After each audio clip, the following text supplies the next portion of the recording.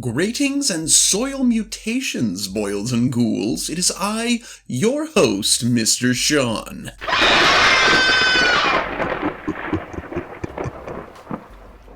I sincerely hope you're having a great spooky season, and we're going to keep things spooky today with some RPG horror stories. As always, guys, remember, if you have some stories you'd like for me to read on the channel, please be sure to post them on my own subreddit, Mr. Sean Reads Stories. Also, be sure to help the channel out, like, comment, subscribe, check the links, maybe buy a mini, join the Patreon. I, of course, have my business, Chimera Miniatures, where I make all kinds of custom miniatures, both safe for work and not safe for work. My Patreon also has $3, $5, and $10 monthly tiers, each with their own rewards, so if you'd like to help the channel and you like what you see, be sure to like and maybe check the links out. With that all being said, let's get into today's RPG horror stories. Our first story today comes from user Half Beneficial and is entitled, I Was the GM with the Indestructible Girlfriend. There's some violence toward a female character in this, so you might want to skip it or read it with filters on if that's a trigger for you. Back in college, I had a lovely girlfriend. She didn't like RPGs, but she consented to play them with me, and I was very grateful. So I tended to give her lots of extra perks to try and keep her interested. Let's call her Sweetie, even though I ended up marrying someone else. I also had two friends who had a great deal of trouble with romantic relationships. I will say I already kind of don't like the OP of this story. I mean, one calling his ex-girlfriend Sweetie, talking about how lovely she is, even though he married someone else, and then making the point that his friends had trouble with romantic relationships. I don't know if he will necessarily be an unreliable narrator, but I'm getting some definite main character vibes. But let's continue. Maybe I'm wrong. Hopefully I'm wrong. One had been kicked out of the Navy submarine program in such a way that he spent 2 years in a mental hospital and ended up on several watch lists. But he was a brilliant player. There was no game where he wasn't fun. Let's call him Fun Job.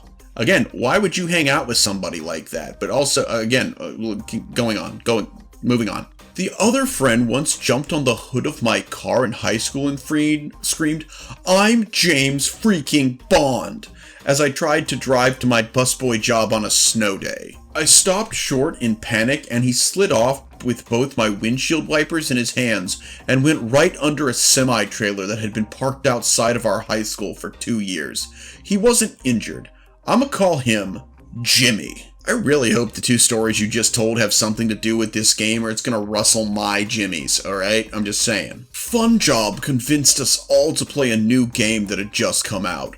This was the late 80s, so it was a multi-genre mishmash where ninjas with lasers could fight dinosaurs, and it somehow made sense. Yeah, like only the 80s could. I'm sorry, the 80s were a crazy cocaine-fueled time. Sweetie had just started getting into anime, and she wanted to play an indestructible clockwork robot girl, and I thought that was just the cutest thing ever. Fun Job wanted to play a monster hunter based on Solomon Kane, a character by Robert E. Howard, who I had not read anything about at that point. Alright, I like Fun Job again. I dig the Solomon Kane reference. Good job, Fun Job. Jimmy wanted to play a ninja. He was solidly in a ninja phase. For 4 years, all he ever played was ninjas, no matter what the setting. Vampire ninjas, space ninjas, spy ninjas. That's just a ninja, buddy. I probably should have called him Ninja here. He was short and portly and not very agile in real life. I mean, why didn't you call him Ninja? I mean, you're writing the story, OP. You could go back and change it. We're still in part 1. You could have given him that name. You could have just deleted Jimmy and written Ninja. But, apparently Jimmy's a more creative nickname than Ninja. Was Jimmy his actual name? Like, everybody else gets a nickname, but Jimmy just has to be Jimmy? Honestly, the only Jimmy I know in real life actually is Asian, so calling Jimmy Ninja, I don't know, that just seems... There's some racist vibes in my mind that I know you aren't guilty of because you don't know the same Jimmy, but moving on. I get it, really. I usually play a brawny barbarian with pack abs and luxurious hair who can grow beards. In real life, I haven't seen my toes in over 3 decades, and every one of my mom's brothers has male pattern baldness. Yeah, but do you have male pattern baldness, OP? I mean, you kind of just passed the buck on to your mom's brothers, and but I assume you also have the male pattern baldness. I really don't like this OP, guys. Anyway, the adventure had them traveling into a primordial jungle and making contact with a tribe of lizard men. Both Jimmy and Funjob treated Sweetie brusquely, but I thought they were just playing tough guys. I mean, technically, they were playing tough guys, but I missed the blatant signs of building resentment in the group. I can already kind of see where this is going, and OP, I have to ask the question. Was Sweetie fucking you? Like, seriously, that's my question. Were you getting laid? So at least you had a reason to kind of, I assume you're ignoring your friends, or were you just so enthralled that some girl would tolerate you that you decided your friends weren't important? I'm just wondering, because it sounds like Funjob and Jimmy are your ride or die, but you're all about Sweetie, even though you married someone else. I don't know if it's copium or rose-colored glasses or what, but again, I feel like OP was kind of a shit friend at this point. I know I'm reading a lot into it, but I don't know. I just get this feeling, guys. I'm feeling the horror vibes, and I don't know, but I promise I'm going to try and stop making so many comments and get through the story. They decided to avoid the lizard men, not knowing if they were friend or foe, and stumbled across another village of lizard men, which had been wiped out by humans as part of an ongoing dimensional war. Sweetie and Funjob found a clutch of lizard man eggs. Sweetie wanted to take the eggs back to base and incubate them. Funjob said they were monsters to be destroyed. Jimmy the ninja said nothing and had his character fade into the background. Sweetie put her foot down and collected the eggs. She started heading back to base. Funjob told her to stop. Sweetie ignored him and started running through the jungle. Jimmy, having discovered earlier that even though Sweetie looked like a regular person, she weighed as much as a truck, ran ahead and created a mud trap. Sweetie missed her spot check and fell into the mud trap, but made some other check and didn't sink to the bottom. What was the DC on that check, OP? Was it standard, or was it a little lower than it needed to be? It's okay, you can tell us. Funjob caught up to her and shot her character in the face. She was a clockwork robot, so it bounced right off, but it did shock both me and Sweetie. While Jimmy destroyed every last lizardman egg with his ninjato screaming, "Die, freaking lizard scum! I will avenge my people!" Sweetie stormed out in tears. I stopped the game, shocked. Yeah, I bet you were shocked. You seem to have all the awareness of, you. Later, I confronted Funjob and Jimmy about why they would act so horribly.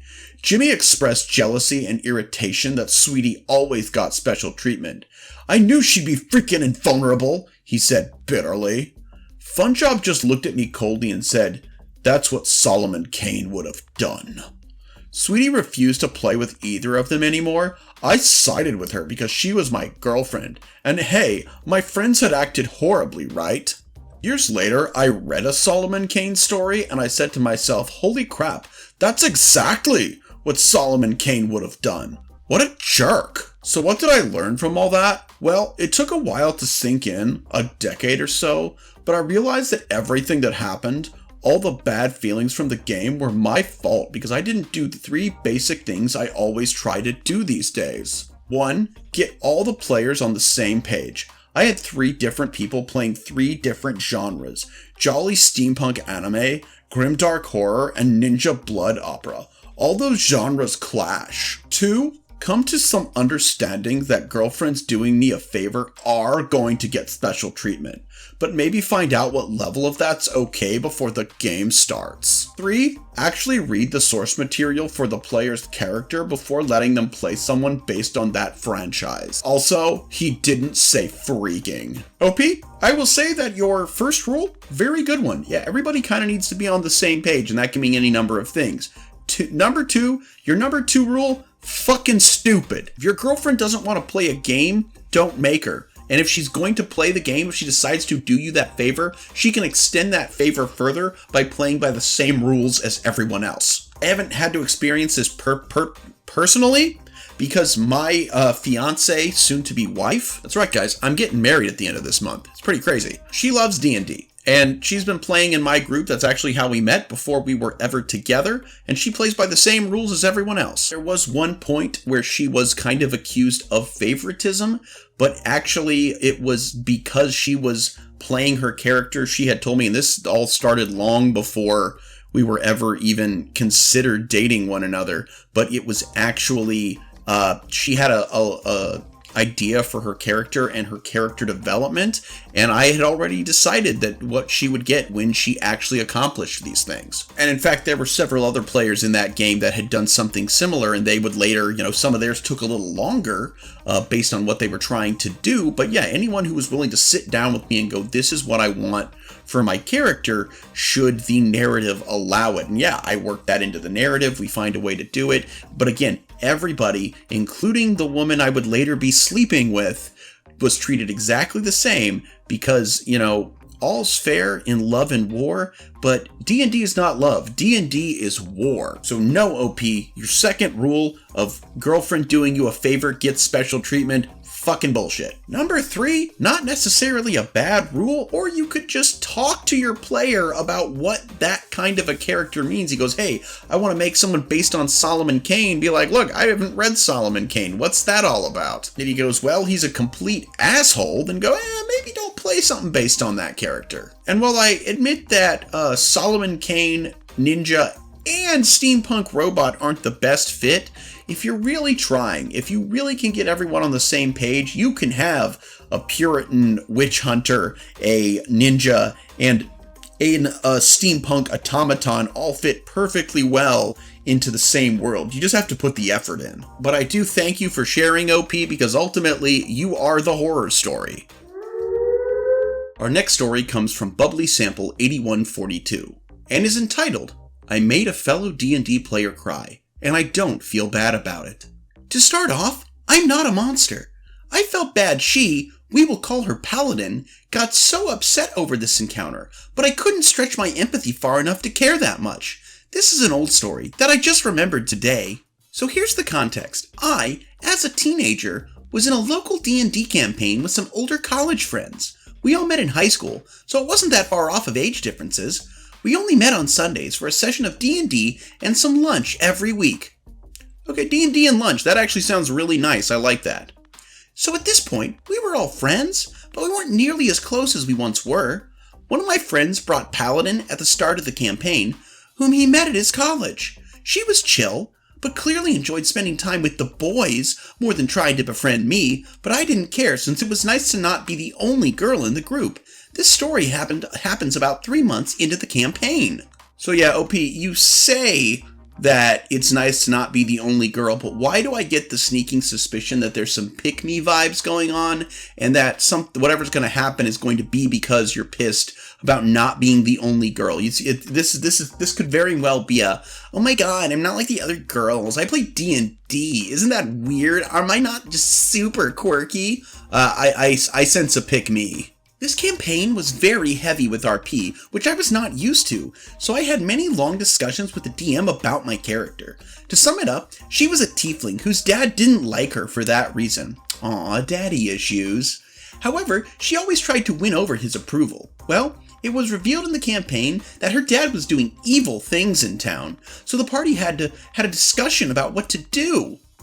It was clear from talking with the DM and the setup of session that this was going to be a big moment for my character. So while formulating our plan, my character said she wanted to try and talk with her father, believing he can still be good. If that doesn't work, then she wants to be the one to end him, getting closure for her years of torment. The party agreed and formulated a plan where they would wait to ambush him if the discussion goes wrong, and everyone was on board and excited. Okay, so far, this is all fine. I definitely think there are certain moments that are supposed to be pivotal to specific characters in a game, and a good DM will facilitate that, but they will facilitate that for all players. So far so good. No real red flags, but we'll see where this is going. That is when Paladin spoke up. For a little more context, she was a bit of a Mary Sue and always tried to be the main character. The rest of the party knew this, so we typically didn't pay it any mind and just let her do whatever. Was it just her doing that, or were you also the girl in the group of guys trying to do the same thing? And also, OP, how much were these guys simping? I need some context. In response to my character saying that she wanted to be the one to end her father, she said, "No, I will do it. He threatened my friends and therefore he will die." Okay, you may have a point, OP. Problem this time is this was the buildup of my character's entire backstory. It wouldn't make sense for her to do that. My character explained again that she wanted to talk to him first. Even with everything going on, it was her father, and she still had faith in him. Paladin got heated and stood her ground and said she won't let any talking happen. She will just kill him. So I responded with the only response I thought made sense for my character, which calmly was, "If you kill my father, I will never forgive you." The party, in-game, agrees that this was something my character needed to do. All this back and forth happened strictly in-game. We finished our plan, everything seemed normal, and DM called it for some lunch. Lunch. Paladin seemed fine and walked away while we were cleaning up the table. We just assumed she needed the restroom or something, but we heard the front door slam. One of the boys walked over to see if she just left. It was unusual because she was just acting perfectly normal, but she didn't say anything as she left. We were trying to remember if she said she couldn't stay for lunch. That is when we heard the boy say, "Oh my God, what happened? Are you okay?" We all rushed to the door to see her sitting on the ground sobbing. We have no idea what's going on and bring her inside to see if she's okay. We are asking her if she fell, if she hurt herself, or if she got bad news. All the while, she's not responding, just sobbing. Then she finally yells, "You all hate me, especially OP. OP hates me." OP, I'm sorry for prejudging you. I feel like I was taken a bit aback by our first story, but no, this girl's definitely a pick-me. A bit of a mean girl and a bit of a gaslighter, with an unhealthy dose of victim complex. I definitely think what's going on here is that she was really hoping to be the only girl at the D&D table, and you are in her way. To say we were confused by this 180 is an understatement. Throughout her sob, she tells us that everyone hated her plan for next session, her killing my character's father, and therefore we all hate her. We tried to reassure her that it's just a game, but she was persistent. Some of my other friends suggested I just go home to give her some space. It wasn't her house either, but I did. Looking back, pretty sure she just didn't want me hanging out anymore and used her tears as a weapon. Either way, the campaign ended 2 sessions later with a TPK, and our DM said he was done with D&D, so we stopped meeting up. OP, it is too bad that your friends, that all of this ruined it for DM so much. I guarantee those 2 sessions also had something to do with it, but I'm so sorry that you lost your group and your friends, weekly hangout. A Sunday of D&D and lunch sounds really great, but this was definitely the case of a pick-me girl who didn't want any other girls around vying for the attention of she wanted some simp beta orbiters, it seems. And with multiple girls in the D&D party, it's less of a unicorn for a girl to be playing D&D, and I think that ruined her entire plan. So she probably then went with the backup plan of, well, I'm just going to be the main character so nobody will even notice this other girl. And when you all kind of called her out on it, she broke down with fake tears to get her way, because that's probably what she does. She sounds like a terrible person, and I'm sorry this person cost you your D&D game. If I had to guess, your one friend brought her because he was probably the head simp who thought, hey, this is my chance to get closer to her, and he fucked it up for everybody. That sucks. I fortunately do not deal with this in my games as a DM. To be perfectly fair, the majority of my players are women, which is kind of I hear that's kind of a rarity, especially with male-run D&D games. I know there are certainly plenty of like ladies' night and all female-led games, but I mean, honestly, it wasn't on purpose. That's just kind of how it happened, and I think my group's dynamic is very good, but just because there is a healthy mixture most of the time of both men and women, it does prevent stuff like this. So hopefully you found another group, and hopefully you're having fun. Alright everybody, our next story comes from user Galaxies Beyond and is called That Guy Ends a Campaign and Doesn't Know Why. Hello, long-time listener, first-time caller. I got a tale that comes from last year's D&D club, and by gods, it is something. I laugh at it now, but it is not good. I'm not sure whether or not to tag this as SA, nothing outwardly sexual, but it is almost fetishistic of my character / me, so here's your warning. But if I'm told I need to tag it as SA, I will. Other warnings include repeated misgendering of a trans person, me, but I'm not sure if I should tag that as bigotry, as it seemed coming from more of a place of ignorance than anything else. Also telling you now, I'm not taking my own situation seriously, because if I do, I will feel like I need to barf, and I don't need that right now. I mean, whoever needs to barf, right? We only have 2 important players here, that guy, who I will call Val, and me. Val played some weird reverse Dragonborn name, well, Val. What's a reverse Dragonborn? And is it like some dude fucks a dragon and then that dragon births like a kid, but like a human kid? I don't know. And I played a tiefling paladin named Avi. Both Avi and myself are trans men, as I modeled Avi a lot after myself. I will refer to myself as Galax. Why isn't your name Avi? You're forgetting the second rule of the way to live life, which is, of course, keep it trimple. I don't think I've talked about the ways to live life. It's take it cheesy, keep it shrimple, and deal with it. But why not just call him Avi? Why are you calling yourself Galax? I guess your name is Galaxies Beyond, but seriously, keep it shrimple. Anyways, this was before I fully learned the meaning behind no D&D is better than bad D&D. And I was also in a really depressed headspace, and D&D helped me get over that. So I joined a campaign and I used Avi, who I had on the back burner for a while and was ready to use. I joined at the same time as Val. He was quite a character. He always acted like, oh, I'm the main character, because he was apparently isekai from another world. I got no problem with backstories like that, but I feel it might somewhat help show how this guy thought of himself. Alright, tangent time, everybody. My fiance actually picked up a book from Barnes & Noble that was the 5e edition from Kobold Press of how to make your characters different races and classes based on anime, and one of them is literally the isekai protagonist. Apparently one of the main skills you build up if you pick that class is the power of friendship. And without it coming right out and saying it, basically, if you're an isekai protagonist class in this book, you're basically building a harem to fight for you. Val was prone to very random outbursts at the weirdest moments, spouting random facts about his backstory and his accomplishments before his arrival in our campaign's world, but none of that really bugged me. We all start somewhere when it comes to role-playing. I can just picture it that, like, Val's backstory is like, I was this amazing wunderkind, and then he's, like, stuck with level 1 stats. It's like classic D&D backstory mistake. I'm currently working on an idea for a character when I get to play who literally, he's like 2 levels barbarian, the rest of the levels is like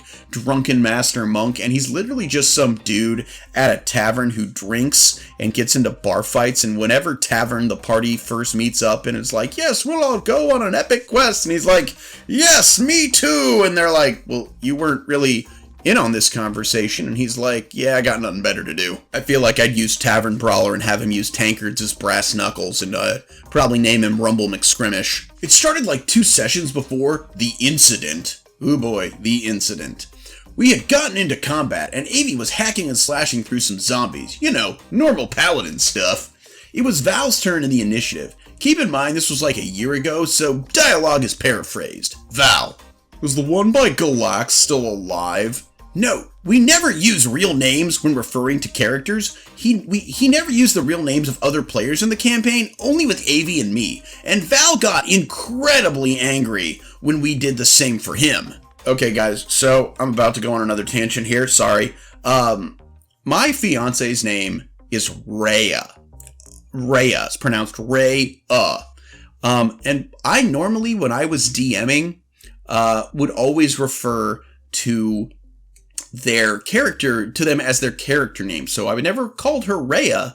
It was normally Roz. But when I met her, I misheard her name. So the few times I did use her name, I called her Rhea for 2 years before she caught me doing it. And that was long before we dated, and I don't know how I would have thought if I'd had any chance with her that it would have been ended at that point, but for some reason she still decided to give me a second chance. But yeah, no, I can see, I definitely, I as a DM also always refer to people as their character names. GM, the one by Avi, is indeed still alive, though impaled on his sword.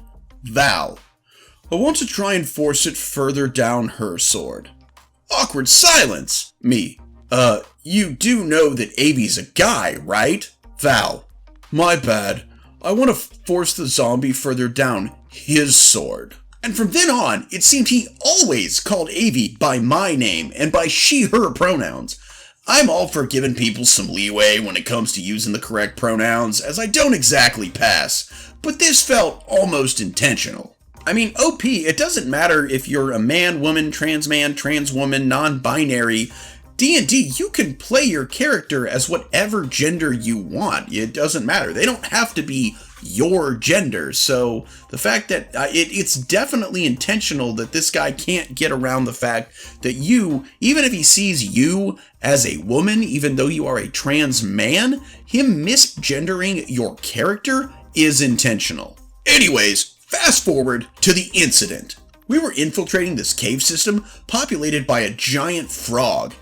Our group had gotten split up, and Val had ended up in the dining room. Mega weird moment up next. If you're at all squeamish, please stop reading for your own good, oh god. Well, I'm kind of squeamish, but here we go. The things I do for my audience.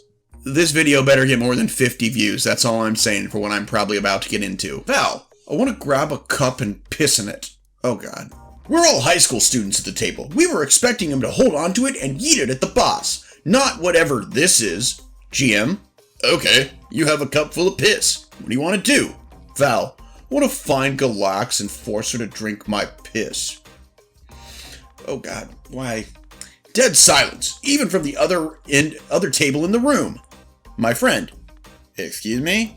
Val, you heard me. At this point, I stood up and said I needed to take a quick breather. I stepped out of the room, and my friend came with. They asked if I needed to end the session early, and I said I did. I gathered my things, and that session ended with Val apologizing, but it didn't sound at all sincere. And we decided to have no session next week, but instead a conversation about what happened and how we want to proceed. Val did not show, and we decided to end the campaign as Val was a really big problem player, and none of us really knew how to deal with that. Just kick him out. I offered to DM a campaign, no one joined, but I got 2 friends outside of the first group to join. The next week, they showed up, and so did Val. Val, where is everyone? Me, we ended the campaign early. You weren't here last time, so you didn't know. I decided to DM something myself. Val, can I join? Since I was now DM, I felt much more confident putting my foot down. Me, no, I don't feel comfortable around you. Val, why not? Me, visibly upset because he of all people should know why. You repeatedly misgendered me and called Avi by my name, kept making unwanted outbursts, and wanted to force me to drink piss. You're not welcome here. And so Val left, and I've never seen him again, and good riddance for that. And so ends the tale of Val. Fortunately, not the tale of Avi. I reused him in a different campaign, and now forever associate him with good memories of that wonderful adventure, and not that goddamn piss drinker. Thank you for reading, and good night, day, whenever. I mean, I don't even really have a whole lot of commentary or advice on this one. It just sounds like you had a problem player, and, I mean, you were good to put your foot down and not let him join your campaign. I do think it's weird that rather than just kicking Val out, everyone decided to not run anymore. Like, they didn't know what to do. Kick the problem player out. I've had to do it before, and I've even had to kick out problem spectators, so not that hard a decision. If Val gets butthurt that he can't play anymore, well, he should take a good long look in the mirror. Guys, these have been some pretty great horror stories so far, but you know what's not a horror story? The exceptionally affordable prices at Chimera Miniatures. Whether you're looking to bring a one-of-a-kind monster to your tabletop, or just a little spice with my not-safe-for-work minis, Chimera Miniatures has what you need without breaking your bank. Also, my 3 Patreon tiers, only $3, $5, or $10 a month. What a bargain! These minis might tingle something, but it won't be your spine. Alright guys, we've been having a lot of fun with these horror stories, but I think we need a bit of a palate cleanser, so to speak. So let's head on over to r/RPG Horror Stories with a story from user God, how do I even pronounce this?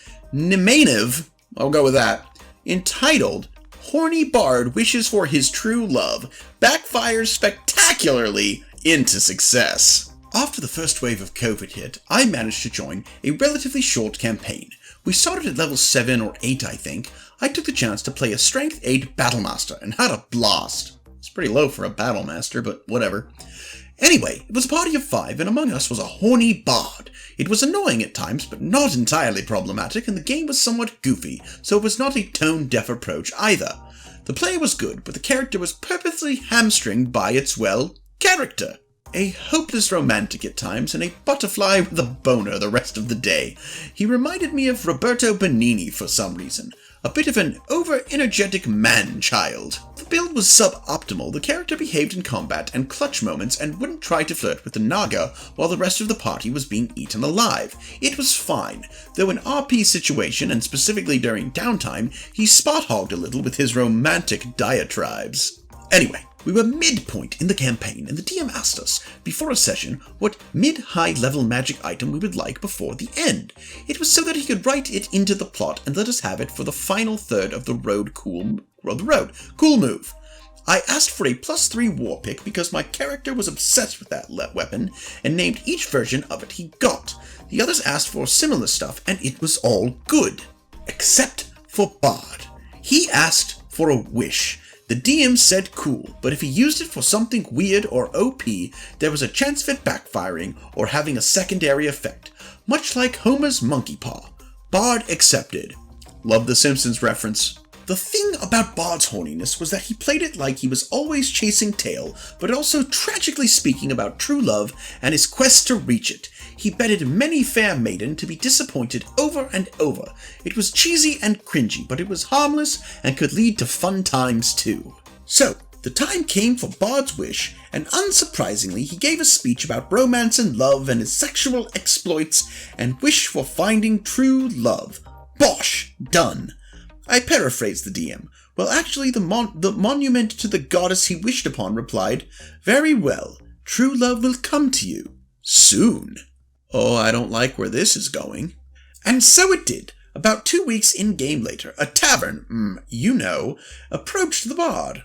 The DM told him she looked familiar. There was something in her eyes. She reminded him of a fair young lass he's been with once, maybe 5 or 6 years ago. But she was different back then, younger, fitter, prettier. This new version of her was stocky, limped, coughed like a miner, and looked like time and wear erased all the pretty in her face she undoubtedly once had. She asked the bard if he recognized her, and he indeed remembered he slept with the woman and carried a memory of her that was, well, painted by beer goggles. Most of the party mocked the bard for it, and we taunted, saying this was true love knocking on his door, like the prophecy said. The bard looked at GM shocked, and out of character asked, "You're really gonna do this?" DM winked mischievously. Actually, I'm embellishing things. It was sort of a pointless argument, and the DM promised it was going to be fine. He winked at some point, but it kind of went unnoticed. Anyways, the woman asked the bard to meet later, for she had something for him. We kept teasing the bard for the rest of the scene, and later they met. We stuck around in the shadows in case it was a trap, so we all got to witness the woman meeting the bard in an alley and introducing him to a 5-year-old lad. Red-haired as his mom, but as the DM described, with facial features and mannerism that were undeniably Bard's. She told him his name and that it was his responsibility now that she had not long to live, accounted for by her awful coughing fits. Long story short, Bard was Dad Bard now, and we had to take care of a child while we tried to save the world. Kinda. Of course, we didn't take the kid to the dungeons and used him for trap bait, but he came with us in our journeys, and Bard hired a sort of babysitter to take care of him while we got in trouble. The party chipped in for a fund for the mother to try and seek help or live comfortably for her final days. But what was wonderful about this is that the Bard took it fantastically and pretty quickly shifted from the horny Bard to the 80s sitcom dad and really milked it. Bard and son bonded, and it made the whole game much more interesting for all of us. We were actually pretty invested in that character arc, as we became uncles and aunts. In the end, the Bard checked his quest for finding true love as completed, and after saving the world, kinda, he used his riches to live a good life with his kid. He also whored on the side a little bit and taught the kid all his moves, but a happy ending, all things considered. That might just be one of my favorite D&D stories I've ever read. Major props to your DM, OP, for getting that idea in their head when the Bard made the wish for true love. Did not see that coming, but that's actually really cool. And I especially love how the Bard's player just went along with it, and all in all, you got way more invested than you would have had it just been some pretty little thing for him to marry. These are the kind of stories that we hear, and it's why we keep coming back to these tabletop role-playing games. It's not about just, what monsters you killed, or what treasure you get, or what maidens you bed. It is literally about the story, and the story going in ways you maybe didn't see it going, but had all the more fun for it. So, excellent story. I think that's a great one to end this video on. I think I like these horror story videos, but I don't necessarily want to only do D&D. I think in one of my upcoming videos, keeping with the horror theme for the month of October, I think I'll do a dating horror story video. So stay tuned for that. We've also still got a couple more episodes of the Lost Media videos to get through. So I've got some really fun stuff going on and planned for the future. I'm actually recording all of this stuff ahead of time because I am actually, like I said, getting married at the end of the month, so I'm not going to have a lot of free time near the end of October, so I want to make sure these are all done and ready to go out. But if you have a story you'd like me to read in a future video, be sure to head on over to the subreddit r/Mr. Sean Reads Stories, and if you'd like to help the channel out financially, check the links, buy a mini, join the Patreon. But as always, the best thing you can do to support me is come back for the next video, as well as like, comment, and subscribe. Until next time, everybody, I'm Mr. Sean, this is Chimera Miniatures, and I am going to not only tell you to alpha great day and even beta tomorrow, but I'll recommend that you take it cheesy, keep it shrimple, and deal with it. Bye-bye.